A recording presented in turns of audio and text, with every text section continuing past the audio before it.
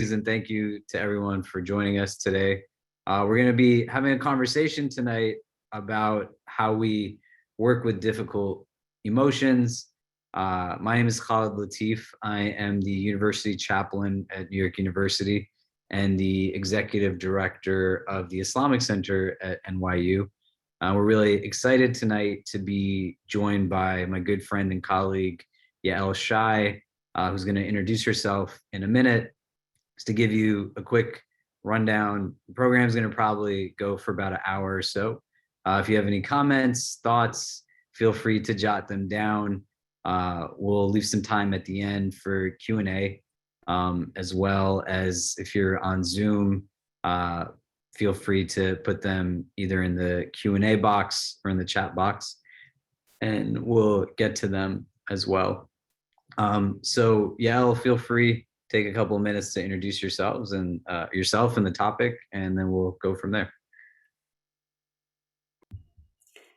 Okay. And I unmute on both? Or unmute on just... okay. How is this? Oh, am I echoing or is everything okay? Amazing. Okay. It's so good to be here. It is such an honor. This community is one I have admired and been just so fortunate to be around, thanks to my friendship with you, Khalid. And I am just really excited to get into this topic. I think it is probably like my favorite thing to talk about. And I know some of our students are here from the course that we co-teach called What Really Matters, Leadership with No Regrets.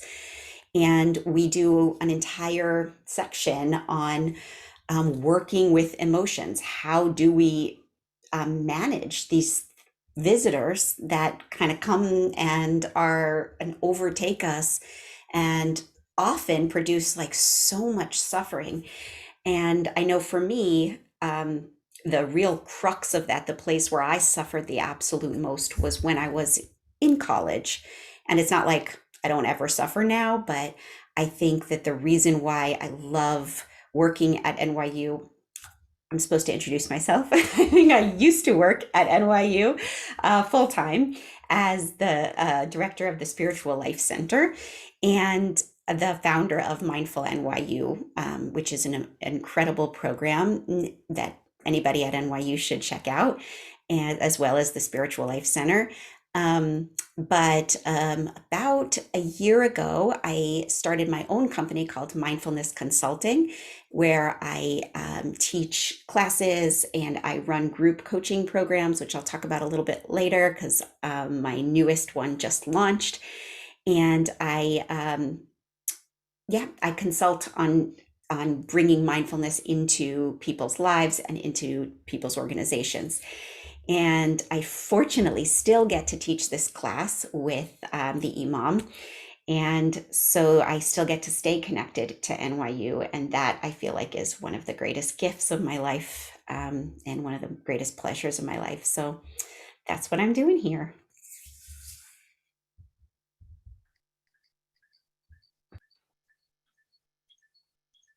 Great. So you all can bear with us. We're going to be muting on and off on different apparatus, but I think by the end of it, we're going to get the hang of it. And so just to kind of get into the crux of the conversation, a lot of what we're looking at today necessitates first having a baseline definition of terminologies, right? Emotions are an integral part to any of our existence. For anybody to claim that they're not emotional would essentially mean that they're not human, right? We're all built with emotions. We have them as a key part to who it is that we are. Now, the challenge that comes up for a lot of us when we're thinking about coping and thriving, and even understanding that through the prism of difficult emotions, is being able to first recognize what all the emotions are that we're able to experience. In the course that Yael and I co-teach at NYU, as well as I think just in our interactions with people through our respective careers, there's so much that gives indication that there's a real absence of just language and terminology that becomes a key sticking point in now mislabeling what I'm feeling. And it creates this domino effect.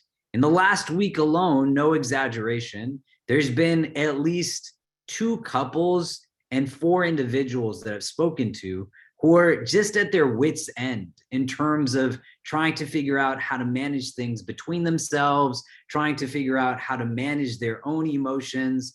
And a lot of what the challenge is that they keep repeating to themselves again and again that I am angry, I am upset, I am this, I am that, or you are this, you are that.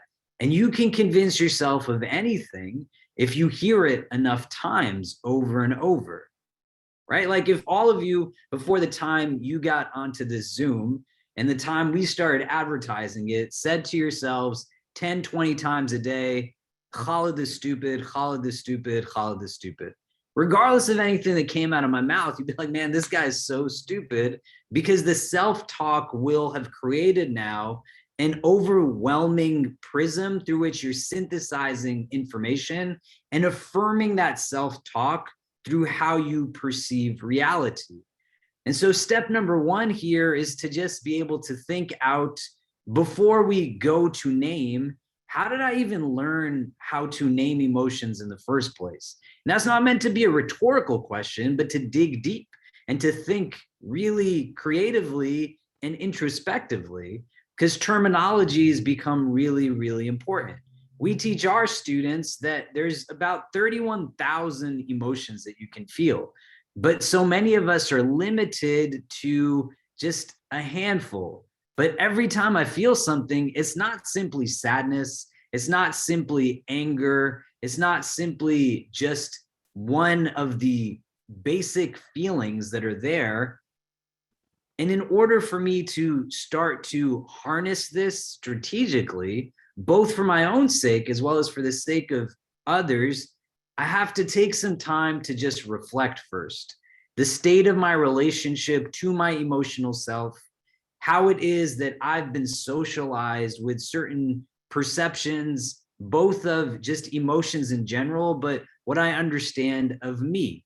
And the second thing that I'll say here before I pass it to Yael is a critical part in all of this is going to be that your emotional expressions are heavily attached to what we call core beliefs, right? All of us function cognitively in a similar way. In spiritual traditions, you might add in an organ of cognition that's not simply just your mind, but you also refer to your heart, your spirit, as having mechanisms of cognition. But fundamentally, the cognitive practice is still rooted in this as an idea. And a core belief is not something that's abstract theology. It's not something you rotely memorize or somebody teaches you in that way, but it's subjective, individual to you.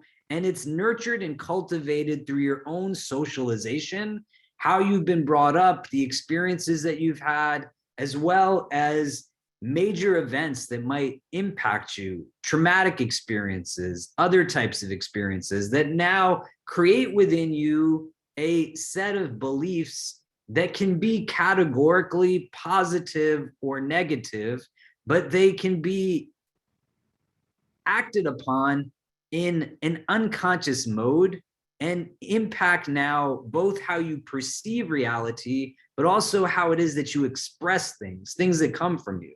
So examples of positive core beliefs are, I am worthy of love, or I am unworthy of love, is a negative, it's opposite.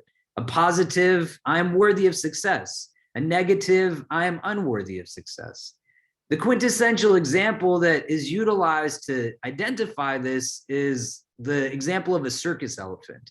That as a baby elephant, it gets tied up, it learns helplessness, and it's tamed in this way. And now as it grows bigger and bigger and bigger, it's a massive creature, but it's essentially now tied by the same rope as it was when it was a child. And from the outside looking in, one would just simply say, well, break the rope. but it's not a physical shackling that it's going through. It's a psychological shackling. It's in a space where its socialization has taught it to perceive reality in this way. And this now brings me to an anecdote that I want to end with, where I had a student of mine who came to see me years ago and was in a space where somebody had told him that whenever he had a question about life, he had doubts, he was trying to figure out just how to navigate his existence in this world. The adults in his life would constantly tell him that you're not supposed to ask these kinds of questions. And when you ask these questions, it's a sign of ingratitude. It means you're being ungrateful. And then Islam as a religion, ingratitude is not seen as something that one wants to aspire towards. And if somebody tells you you're an ingrate, they're basically saying to you that you're not happy with what God has given to you. And so from the time this kid is really young through most of his teens, any questions, any situation, we don't do this. And it wasn't even always in a yelling format, which makes it that much harder when someone calmly is telling you, hey, this means you're ungrateful. And he hears it again and again and again and again. And now he's sitting talking to me. It's about 2:00 in the morning, and we're on a Zoom call. And we're having a basic conversation. He's a grown man at this point.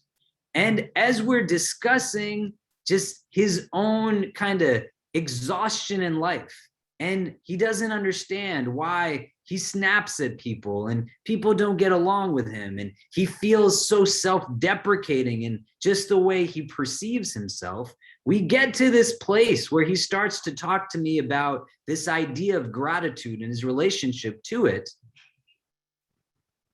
And in the midst of the conversation, not as kind of a, passing thought, but something that wasn't, to my mind, a big part of it, but I just said to him, having questions is not a sign of ingratitude. Having questions is a sign of curiosity. That's how you grow. And I continued to talk because, like a lot of I talk a lot. And I kept going, but he had paused. And then while I was speaking, he started to talk in the middle of it. And I caught myself, and he said, are you telling me that I'm not ungrateful because of this? And I said, no, man, you're not. And now it's like almost 3 a.m. And for the next 10, 20 minutes, he's just crying, letting out all of this like confusion, frustration, everything, because no one had ever said to him anything that countered now what was building itself up as a core belief within him. That this notion of I am ungrateful became now I'm somehow inadequate, I am deficient, I am lacking. And think now if that's your core system, conscious or unconscious, and you now have difficulty in life, you have hardship in life, you have an argument with a friend, you have a challenge with a loved one, something comes up, but your internal cognitive mode is constantly rooted in self-hate, self-loathing, self-deprecation. You're gonna then process difficult emotions with these outbursts and this anger and this frustration and all of these different things that are going to perpetuate now that much more of self-dislike, because you're gonna see yourself and you're going to affirm those things again, saying, look at how miserable I am. I just fight with everybody. Look at how miserable I am. I just push everybody away. And it's affirming that feeling of inadequacy, that feeling that I don't really have a space where I'm supposed to be. And it just kind of doubles down. And I want you to just take this as a principle, right? Again, to just summate, naming the emotions is important, right? The emotions are not good or bad. If you are a religious person, spiritual person, the emotions were given to us for a reason, right? Understanding how we respond to them can be something that's categorically good or bad, but fundamentally what they are data points. And you want to start to break some of this down to see what is it rooted in, so that now I can take the difficulty of certain experiences and still harness them to cope and thrive, as we're seeking to discuss tonight. So I'm going to pass it back to Yael. I'd love to hear what you think on some of this and adding to it in your own experiences. And I'm going to mute myself really quickly so that we don't echo, but go for it. So thank you for kind of starting us off that way, and I think that that story, at least for me, like resonated very deep. And one of the things I love the most about the process of meditation, people think about it like, oh, it's a nice way to kind of calm down. And for some people it is. But for me, it was never, that was never like, especially in the beginning when I first started meditating, how I felt. I felt like when I actually quieted down, I didn't feel calm. Everything from under the surface kind of started, had this chance to come up. And it actually felt sometimes very painful or hard, but a different kind of pain. There's a brilliant social worker author named Resma Menikin who talks about the difference between clean pain and dirty pain. And he says that clean pain is when there is a channel, like an opening, to acknowledge the truth of what you've been carrying around. And it hurts, but it hurts in a different way, in a more clean way, in a way that where it's the body's processing and working through what's coming up, versus dirty pain, which is a kind of pain of shoving down and of repressing and of fighting the truth of how things are. And he talks about it in terms of racial trauma, but also just pain and trauma in general. When we shove things down, it causes real damage physically, emotionally, spiritually, politically, all sorts of ways. And so this is a serious thing that I think you're pointing to, that you kind of start us up with, that this is like sacred, powerful, important work of being able to begin to open up to what is true and what is not true of the stories, and then what is true in our bodies, what is happening when we're feeling something. And sometimes, I think, depending on how you're socialized, that's going to take different forms. I wanted to share a very short little snippet from a really beautiful book called Radical Compassion by Tara Brach. She's a phenomenal meditation teacher. And this is just a short little part.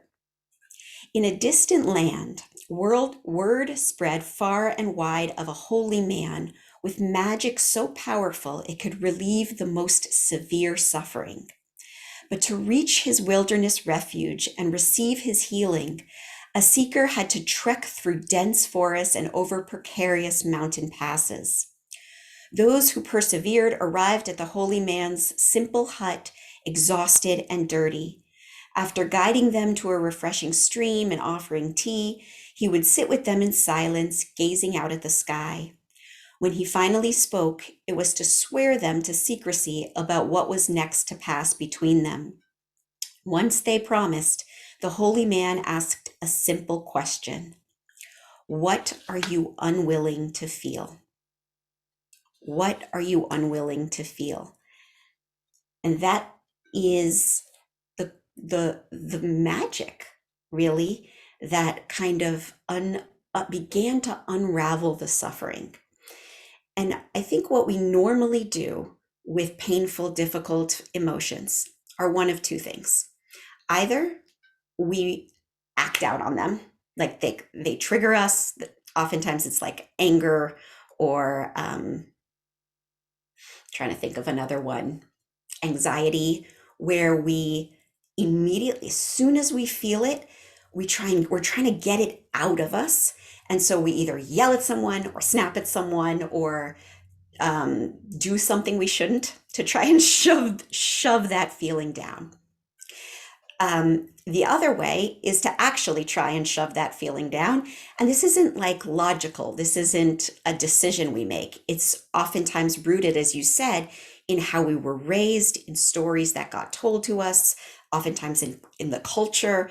And so when we shove that down, that is what I'm saying causes, it can cause depression, it can cause addictions, it can cause all kinds of trouble for us. So we don't want to be reacting the second we're triggered, and we don't want to be shoving down. So what do we do? And the path that I'm going to suggest here today, this exercise that I'm hoping we can kind of try together, is an exact pathway to a third path that is about processing, that is about kind of letting that feeling make its way from the dirty place to the clean place so that it can be moved and felt through us. So I don't know if we're ready for it yet, or if we want to jump right in to this little exercise. Shall we go for it? Okay. So maybe Hannah in the chat, if it's not too much, while I'm talking, because it's an acronym that we're going to use. And so maybe we can kind of report as I say it so that those who are more visual learners can actually see it in front of you. This acronym I didn't make up. It was made up by a Buddhist teacher named Michelle McDonald and then publicized. Oh, smart on those transcriptions. Great. So on the Zoom, we're getting some transcriptions, but hopefully those of you in Instagram and Facebook land can follow along. And the acronym is called RAIN. And I'm going to take us through each one of the letters and exactly how we are going to do this process. And then we're going to do it. And then maybe we'll get any of your thoughts, Khalid, and then we'll maybe open it up to questions. So the acronym starts with R for recognize. And this is what you were just talking about, Khalid, about naming the feeling, recognizing it's there. Because we can't begin to deal with anything, internal or external, if we're pretending it's not there. That's that question, what are you unwilling to feel? So it's brave sometimes to really recognize we're feeling something. Loneliness, anxiety, overwhelm, anger, all of these, nothing we feel is bad. You said this too, like no feeling is bad, because if it was bad, we wouldn't have it. It's there for a reason. It got created in us for a reason. And to just begin to name it and say it's here is our first step. And I actually saw today on Instagram, I don't know if it's true. I don't know if any of you out there speak Irish, the original Irish, but apparently in Irish, people don't say I'm angry or I'm sad. They say anger is on me, upon me, or sadness is upon me. And I love that because as you're saying, like when we get so, we live inside of language. And so when we live inside of saying like, I'm angry, then we are anger. We think of it like it's every part of us. Whereas if anger is upon us or anger is present, maybe there's other things that are present. Maybe it's going to stay for a little while and maybe it's going to leave later on. And so to just kind of like speak to that moment, in this moment, this is what's here. And I like to think of it as like kind of taking attendance, like who's here? Let's like name the feelings that are here, that are present. And if you want to play along today, we're going to, maybe if you want to put in the chat, what's here for you right now? If you're either on Facebook or Instagram or on the Zoom, like what's present for you right now? And feel free to pop that in there. I think they might only go to us, but I can read them out as I see them. So that's the R for recognize. The A is for allow. So it's one thing to say like, okay, anger is here, anxiety is here. The next step is that question, what am I unwilling to feel? So in that step, there's a resistance to the feeling because it's unpleasant. We don't want to feel it. And so it's just a sort of movement that we try and make to say, all right, it's here. That's it. It's here. Can I allow it to be here? Doesn't mean I have to like it. It doesn't mean I have to like wallow in it forever, but it's a kind of an action that I'm going to lay down my weapons. I'm not going to fight this feeling. For this moment, I'm going to just say, yep, it's here. Can I soften? Can I open to it? Can I allow it to be here? Um, the next part is I. And this is where we have a little bit of inquiry. So, thank you for those that are dropping in what they're feeling: stress, doubt, sadness. Somebody asked, is shame an emotion? Absolutely, it's an emotion. Anger, impatience, anxiety, overwhelm, tiredness. Yes, these are all real. And so, as you name it, can you just, as best as you can, relax around it? Can you allow it to be here? Can you say, welcome? You know, I'm not happy that this is what I'm feeling, but this is what I'm feeling. Can we just soften and allow it to be here? Just a side note, this also really helps when we're talking about physical pain. For any of you who experience physical pain, either regularly or sometimes, I get migraines. And in those moments of real terrible migraine pain, or when I was in childbirth, when there's nothing you can do, the pain is not stopping, and it's just present and it's there and you've named it, the best thing you can possibly do is to not fight it. It doesn't mean it will make it go away, but it means that you're not adding an extra layer of suffering on top of that original painful feeling. So, as best as you can, it's like a physical softening, it's an emotional softening and allowing. Okay, back to the I. Then we're talking about inquiry. So, this is what Khalid was talking about when we start to begin to unravel, well, what's going on here? What's at the root of this feeling? And sometimes you have no idea. That's okay. But sometimes you can be like, well, yeah, I think at the root of this, underneath this anger, I feel really sad or I feel really hurt. At the root of this loneliness, when I kind of dig underneath it, I feel like a lot of longing. I really want someone or people or friends. And so it's a question of trying to see what's happening underneath, whether that's the feeling that's underneath, or maybe with a friend or a chaplain or someone who you're a therapist, you can also begin to get at the core stories underneath that are churning out these difficult emotions, because the core story is not true, or it's old, or it came from outside of you, it came from the world, and it is not authentic or true. And that action of just unveiling it can sometimes weaken it and can help us to begin to strengthen growth mindsets and strengths that we have, so that we're not living only from those painful core stories. The last piece, the N, is for nourish. And this part just kind of asks the question, when you're feeling horrible or you're feeling overwhelmed or lonely or angry, it can be a lot.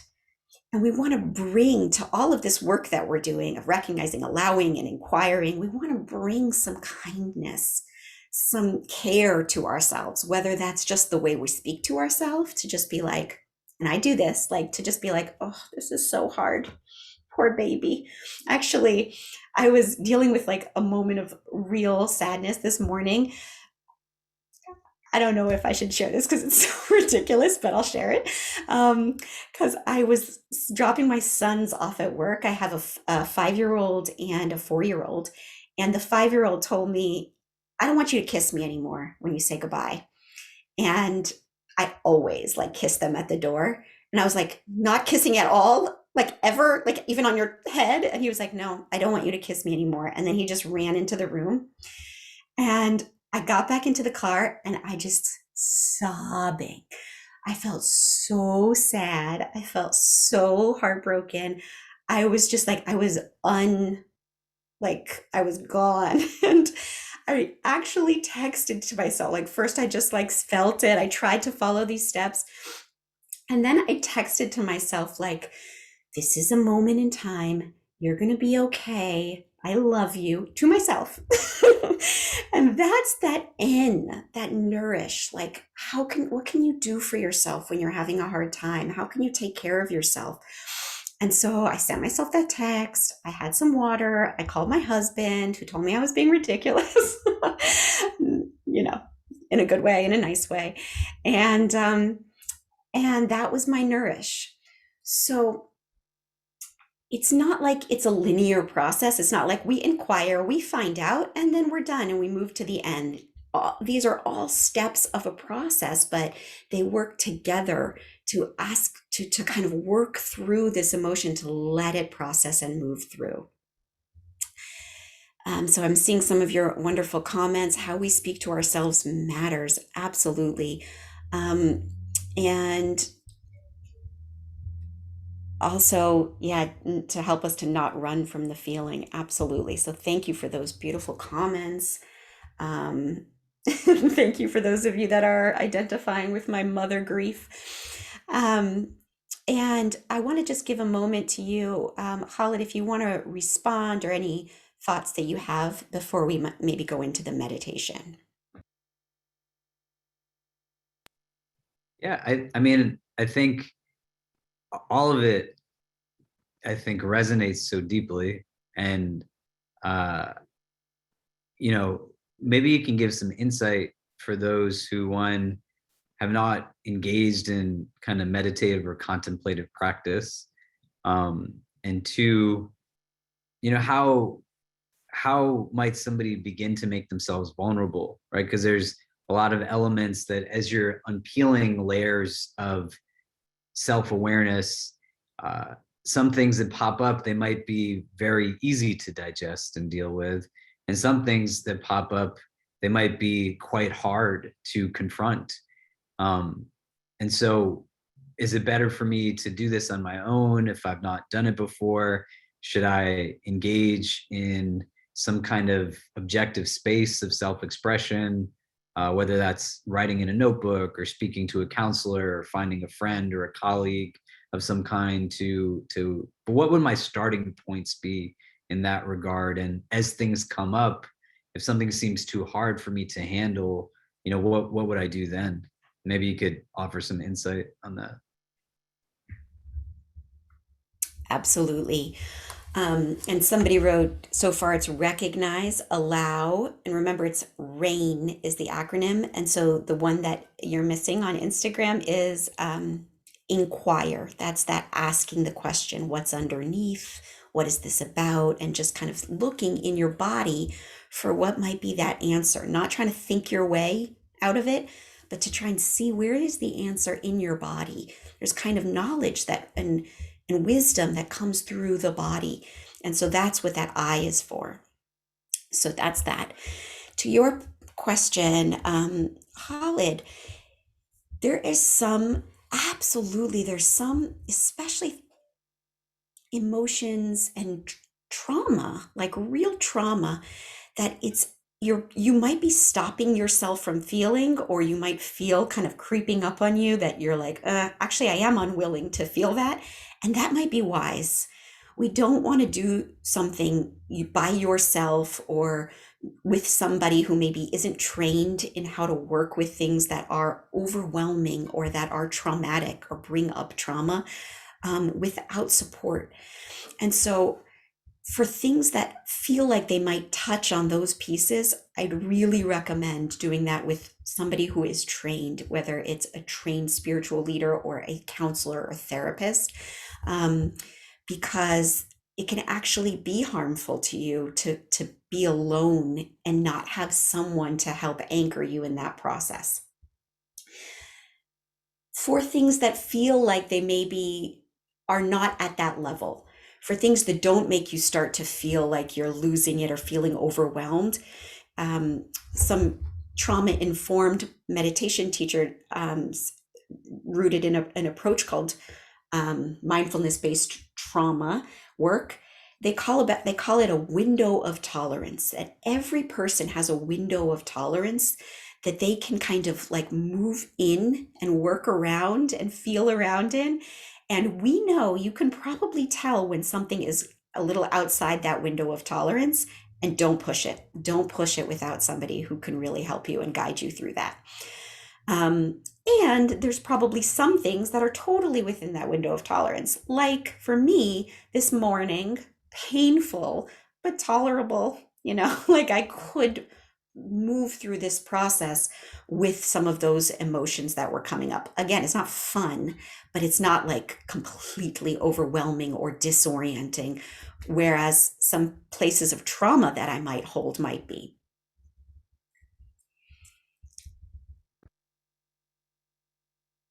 Yeah, great. And I think if people are looking for those resources, regardless of what platform you're on, you can definitely shoot either of us a message. We've had our fair share of individuals from all walks of life who are looking for professional resources, but also sometimes it's just helpful to have objective space, right? Your friends care about you, your families care about you, and the care that they provide for you might sometimes lend them to become too solution oriented as opposed to being empathetic in their listening. And because they don't want you to hurt or have a problem, they will come to you and say, try this, do this, in their own emotional angst of not knowing what else to do. And it just doubles down versus you go to someone who's trained, or even a space that allows for you to be comfortable because it's confidential. And you can now self express and begin to think about what you think about in a more controlled environment, and then begin to process at a pace that makes sense.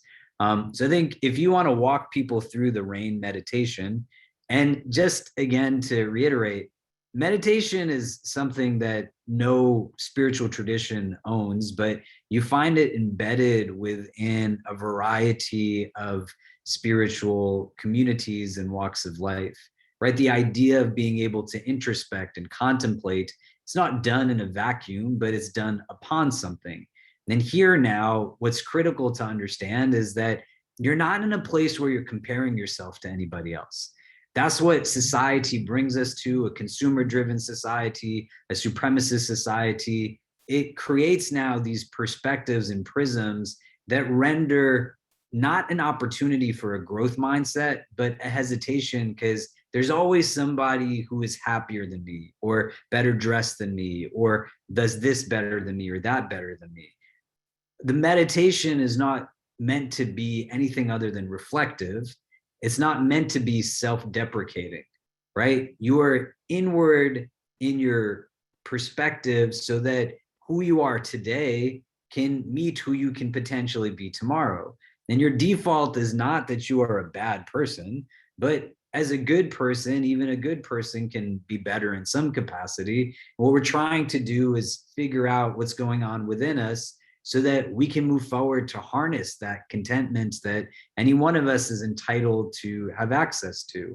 And so I would strongly suggest that you engage as Yael is leading us through the meditation and to be a part of that, right? What we find quite honestly, like you see like tons of the same book written again and again on self-development, personal development, because people will read, but they won't execute upon it.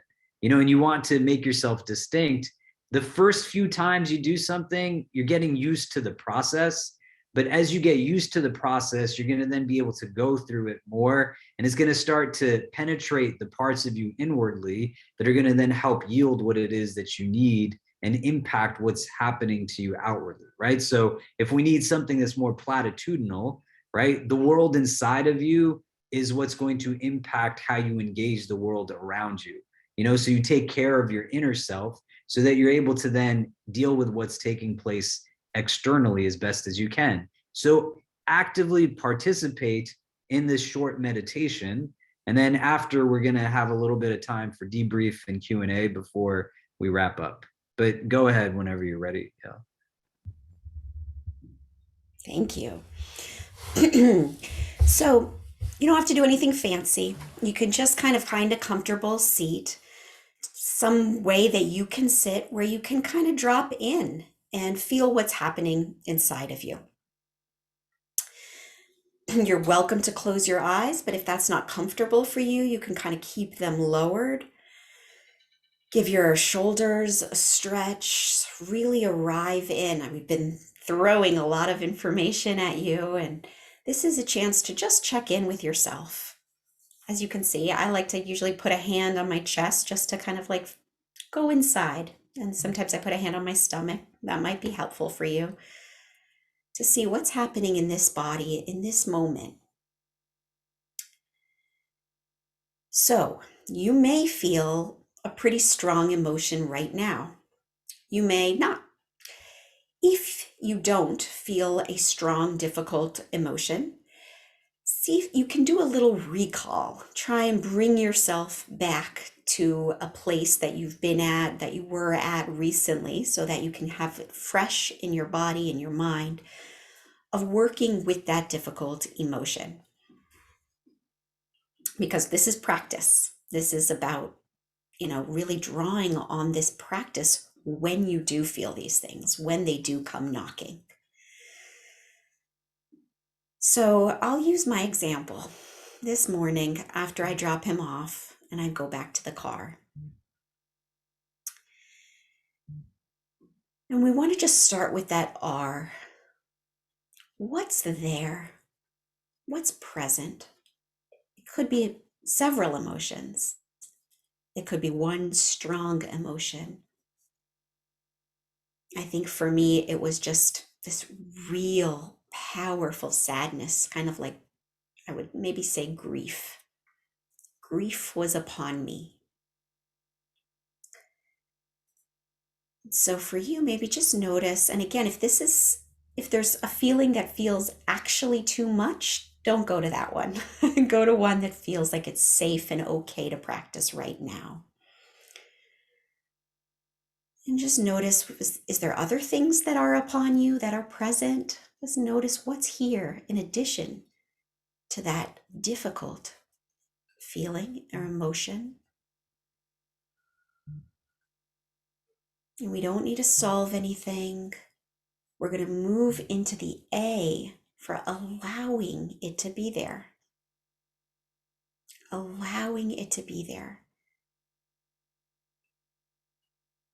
What does that feel like to soften, to not try and push it away, to not try and solve it, to just allow it to be there? In my case, I'll say, grief is here. Grief is here in this moment. And I'm telling you, my mind wants to try and fix it. It wants to be like, well, but this is not going to pay. This is and I'm going to, like try and argue my way out of it. I'm just going to start to pause and be like, it's okay. It's okay to feel it. It's okay to feel it. Just feel it. And then you notice, where in the body do you feel it? And sometimes when I ask this question, people say, I feel it in my mind. What are you talking about? I just feel it in my brain.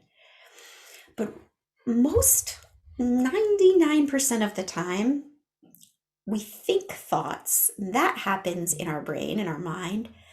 But emotions are only emotions because they have some sensation attached to them. So it may be fleeting, it may be fast, but see if you can notice, is there something happening in the body? What is happening in the body when I am feeling this emotion? So for me, with that grief, it's like totally right, like something sitting on my chest, something sitting on my belly. It's a lot of weight.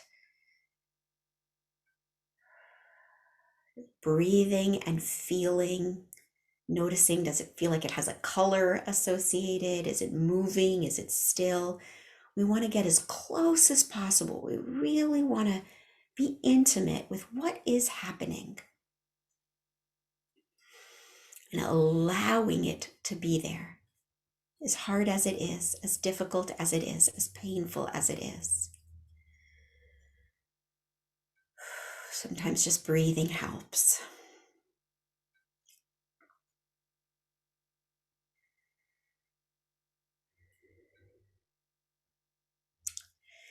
And then we're going to move to that very soft eye, that inquiry.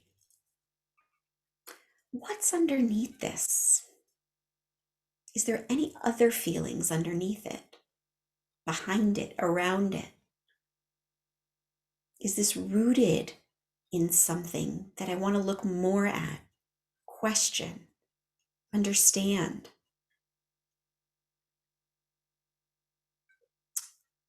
And we don't want to kind of live in the world of analyzing. We want to drop into the body and almost ask the body these questions. I know that sounds weird, it's uncomfortable or strange sometimes. But if the mind could solve our emotional problems, they would have already. Mind and thinking and analysis are terrible ways of working with emotions. They don't understand how they work. The body understands emotions. The body will tell you lots of information. So if I use my example again, what's happening? What's underneath this? I think the answer that comes up for me is just impermanence, change, love, really just love. Like I love my kids so much. And just the distance, as they get more distant from me, it breaks my heart. It feels like painful.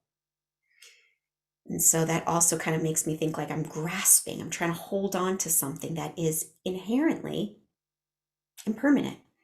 And that's hard, that's sad, that's producing that grief. Finally, the N, nourish. What can I do for myself right now? How can you support yourself in this moment feeling this emotion? It can be just as simple as like putting your hand on your chest, it's taking a deep breath, getting yourself a glass of water, sending yourself a love text as I did.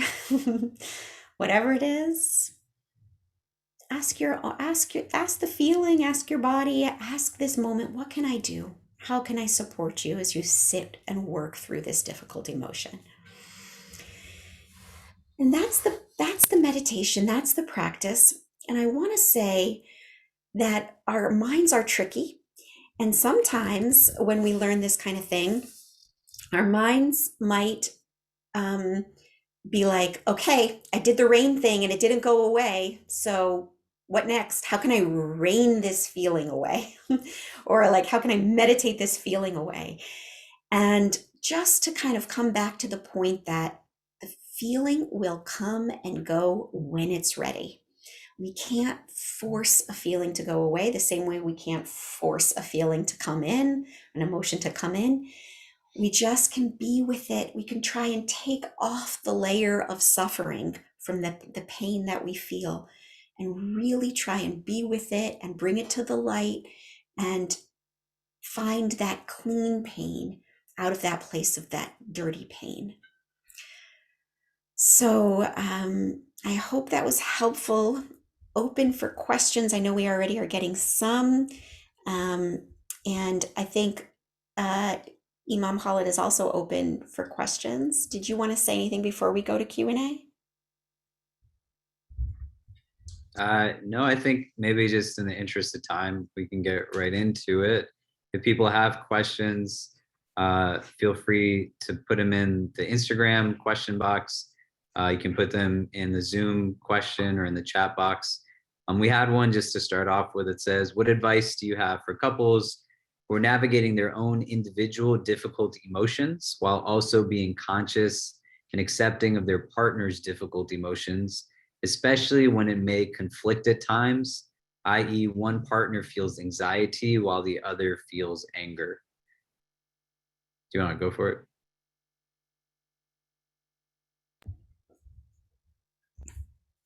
Very hard.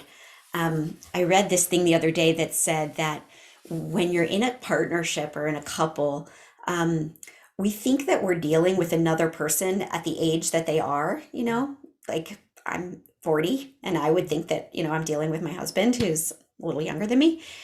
And the truth is, we're often, especially when we're triggered, we are actually dealing with somebody's 12-year-old self or somebody's 7-year-old self.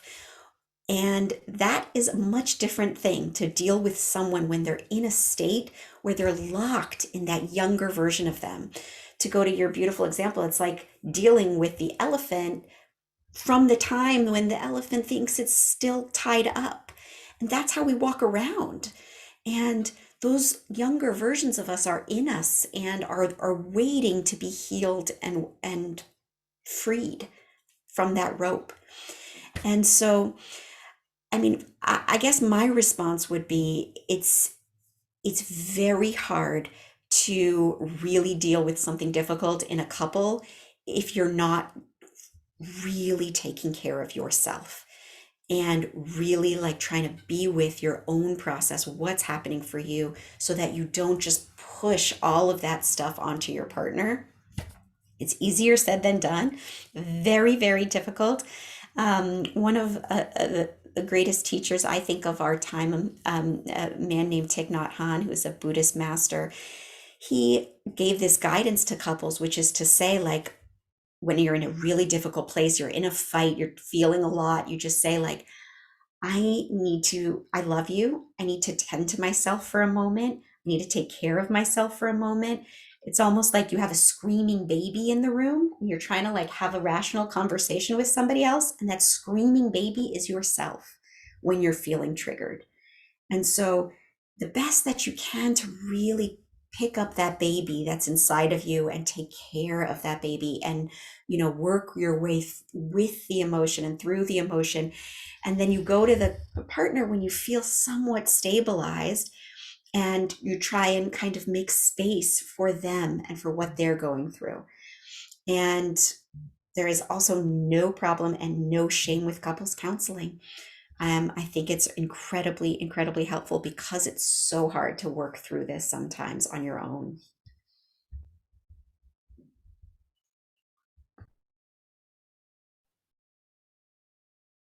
Yeah, great. I think the only thing that I would add to that is that uh, you exist in different phases of a relationship as well. So now if you have an individual who I'm turning 40 this year, and I can retreat back to a younger version of myself when I'm experiencing something that becomes a heightened level of emotion. If I'm going back to a 20-year-old version or a 15-year-old version of myself, and this happens, right? I remember I was having an argument with a close friend of mine, and I was extremely exhausted, super like stressed from all kinds of things going on. And, I'm blessed to have some close, deep relationships and friendships with people that allow for me to remove a lot of the kind of public facing roles and whatever. And so this person, we are just kind of going back and forth, but the exhaustion sets in. And now he's just kind of going and going and going. And I just want him to stop talking and stop talking. He just keeps talking and it's getting more and more. And then I was like, can you just stop? But then I called him by somebody else's name. And he was so deeply embedded in what he was saying, he didn't notice.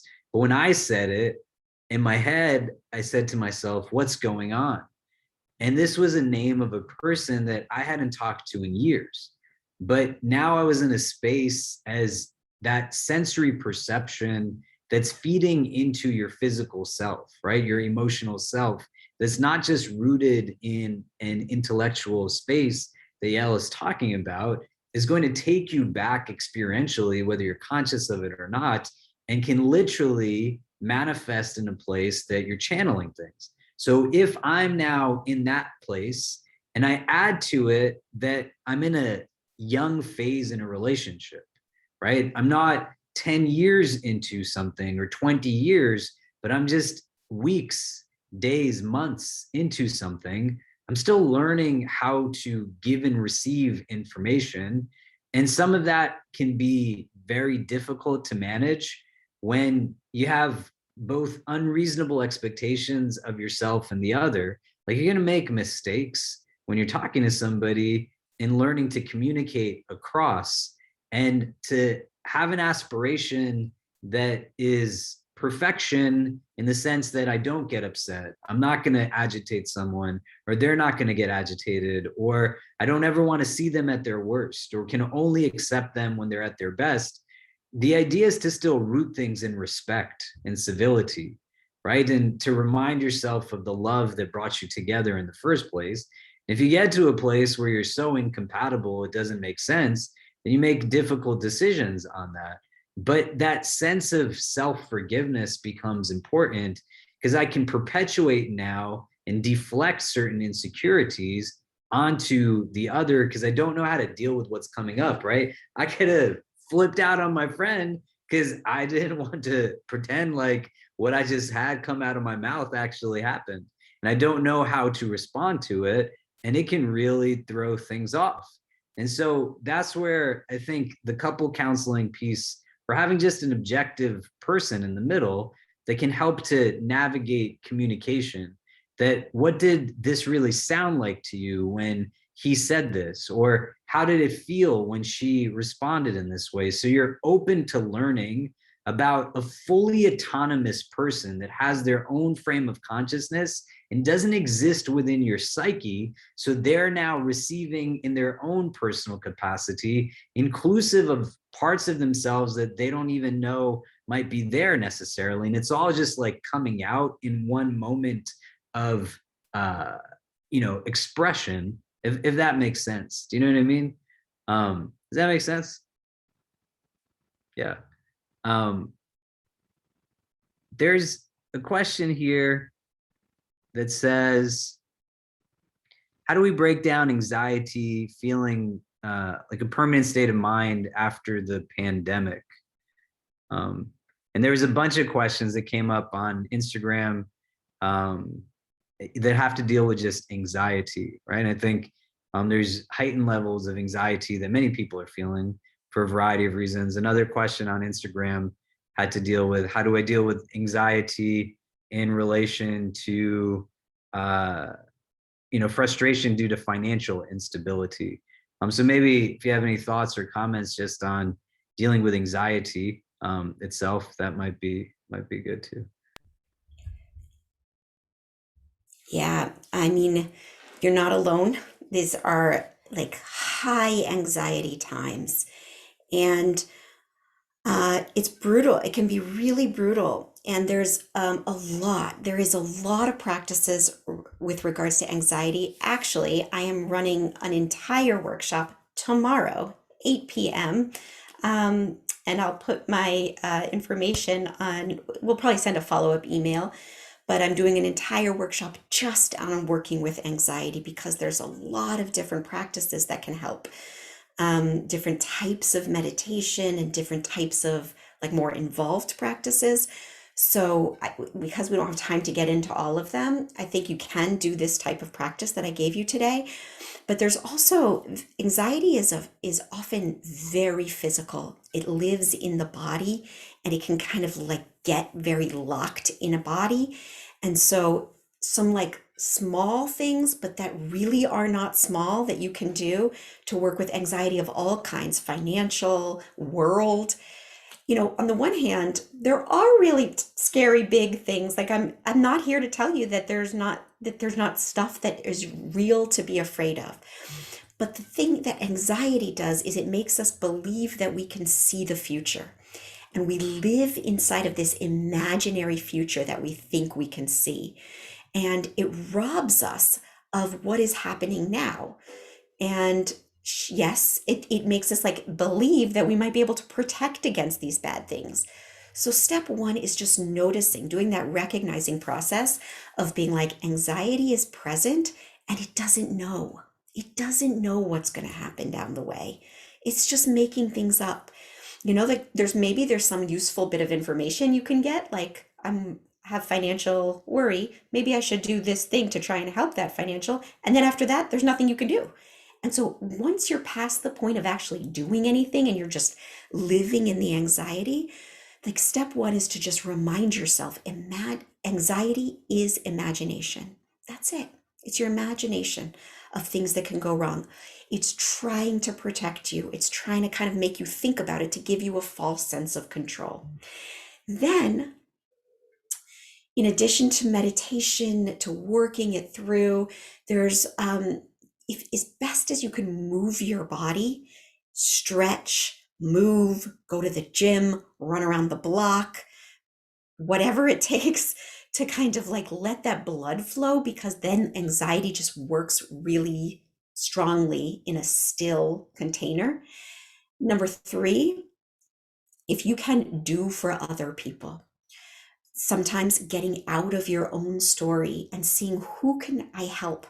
What can I do? Both from the framework of service, like formal service, community type service, from the framework of justice, or from the framework of just people in your life that could use a call or help or support.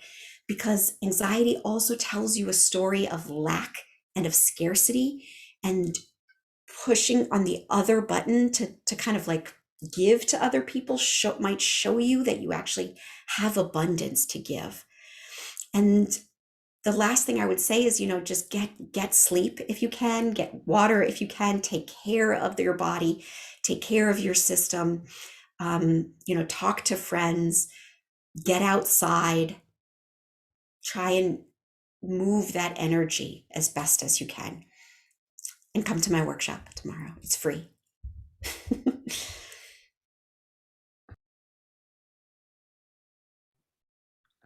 We're going to definitely send out information about the workshop for tomorrow if you registered through the Zoom. If you're on Instagram, you can just check out Yael's Instagram page, and there's info up there as well. And if you're watching on Facebook, we'll try to circulate it on some of our social media, on the IC social media, so that you can access that as well.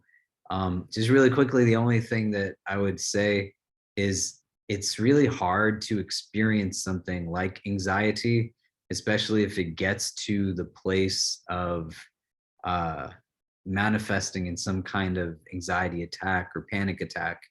And literally, it's now just constricting your whole body, right? Like when we get trained to deal with people who have anxiety attacks, a natural inclination when you see somebody really riled up is you want to go put your arms around them or console them. And first step that many of us are taught that deal with people like this is like, you don't want to come and kind of get somebody feeling more constrained because they're already feeling like so tight.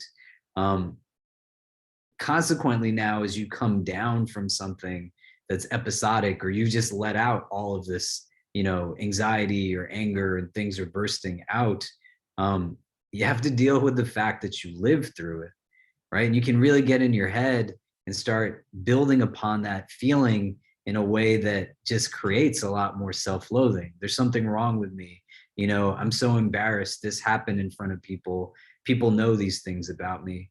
And the place of having a sense of self-compassion and self-forgiveness is very critical, so that you're now not just creating more of those core beliefs that we talked about. They're all not rooted in childhood. They can build up even after the fact, and it perpetuates itself, that you become so wary of not wanting to experience what you experienced at a heightened level, that it creates like a panic or anxiety attack, that it now creates so much anxiety and it yields one of these things. And you don't know how to make sense of it, and it just keeps going and going.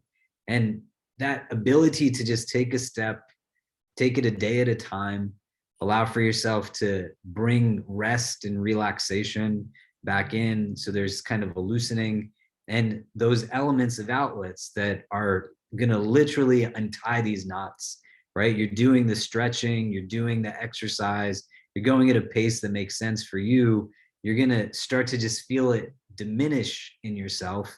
And then after the fact, you want to try to make critical sense of it, right? Not while you're going through it and you're experiencing it. Somebody is having like a lot of anger. You don't want to try to go into a space of making them rationalize it in the moment.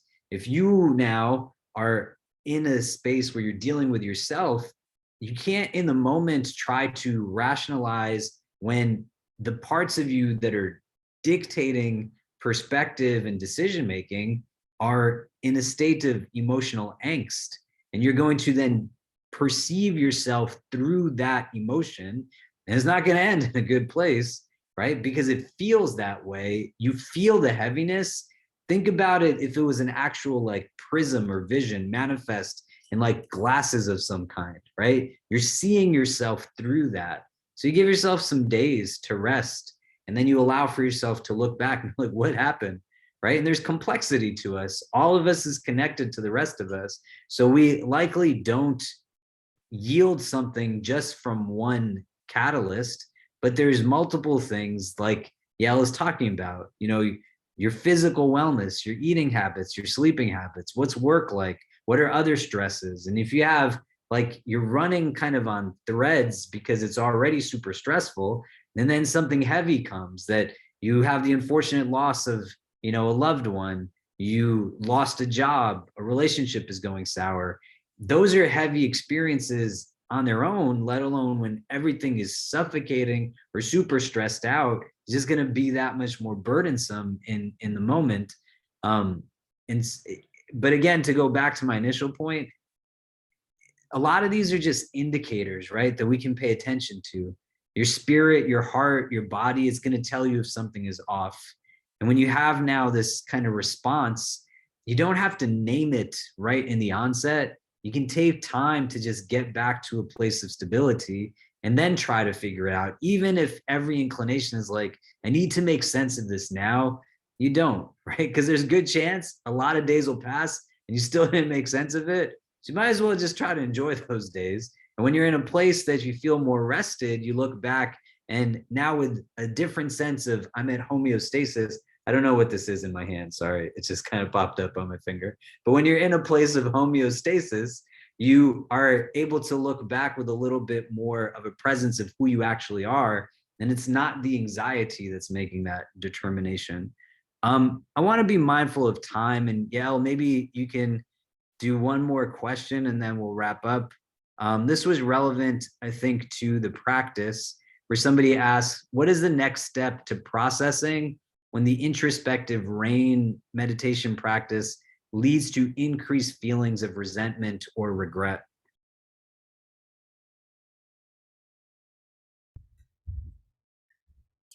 It's a really good question. And actually, I noticed that others are sort of talking about kind of asking kind of similar things of, okay, so I'm feeling this thing, now what? How do we move that? How do we deal with that?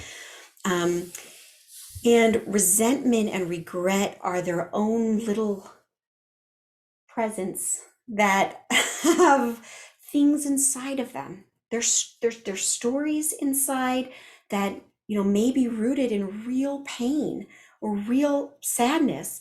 There's often lots and lots of stuff underneath. There might be stories that got rooted really young that don't serve you anymore, and there might be real terrible things that happen that are in there. And that's the case with almost anything that, like, when we get close, when we really investigate some of this stuff, it's multi-layered. This is not, something that we are one and done. This is like a lifelong process of coming more into our humanity by going closer and closer to this part of ourselves as humans. Somebody said, how do you define well-being? And I think God willing, we never get to a place where we don't feel anything. That's not life. That's not living. When we open up the switch to feeling the hard things and being willing to like let the hard things move through us, then it's that same switch that lets us experience the vitality of life and experience real love and real connection and intimacy. There's only one switch. It's either open or it's closed. And so, I know that's not a very quick or easy answer, but it's a process. And I'm, anybody that would like to kind of go deeper in this stuff with me, in addition to the workshop I'm doing tomorrow, I'm just launched a 12-week long group coaching program called Flourish. And I'll send you all the information, but we meet live weekly every week for 12 weeks. It has guided meditations that take us along the path to really do this work of moving closer to what is happening inside of you, to working with what's happening inside of you, to examining your narratives, and to opening up into the larger truth of who you really are. And so I'm hopeful that I'll maybe see some of you there or in other places over time. And I want to thank you all so much, and thank you for your questions. I'm sorry we didn't get to all of them, but hopefully in other places and other times. And thank you to Hannah and the Islamic Center for doing the moderation, and to you, Khalid, for being such a great friend and such a wonderful colleague. So much fun to do these with you. Thank you for taking the time. I don't know if you want to just throw maybe some contact into the chat box for people who are here. If you registered for the Zoom, we'll be sending out just information also on ways that you can be in touch with Yael on the program tomorrow as well. And you can find it on her Instagram, and her social media handles, I think, are all Yael Shy 1, the number 1. So Yael Shy, her name, and the number 1. And you'll be able to jump in on that. It's really important to engage in these kinds of practices. You know, we're in a space constantly where we're running from here to there, and you don't want to think about this as something that is just, I know it, but you want to aspire towards being able to have the wisdom to act upon it, right? Because all of us can know something, but it is a select few who seek to do something about it. You don't want to operate on default settings, right? And the goal is to not just simply stifle difficult emotions and to stifle anxiety or sadness and anger, or try to reconcile how to deal with those. But the goal is to get to a place where we're feeling more of contentment and balance, right? And not in spite of our humanity. You're going to feel sad. It's a very human emotion. You're going to feel down, and you should, right? That's how we're wired. That's what we're made. But to still have balance inwardly, that we're able to move forward, have an emotional recovery that makes sense, have the ability to harness these emotions and to create empathy for others who are around us. And so you want to build deliberately into your routine the opportunity to start a process like this. And I'd heavily recommend you go to the workshop Yael is doing tomorrow. If you have the capacity and means to do the program she's doing, the Flourish program, to take advantage of that as well. We're really trained to just deal with things external, but become fairly unfamiliar when it has to deal with now taking care of the most precious parts of us, which is within us. So please do check it out. And thank you again, Yael, for being with us. So a couple of quick announcements before we wrap up.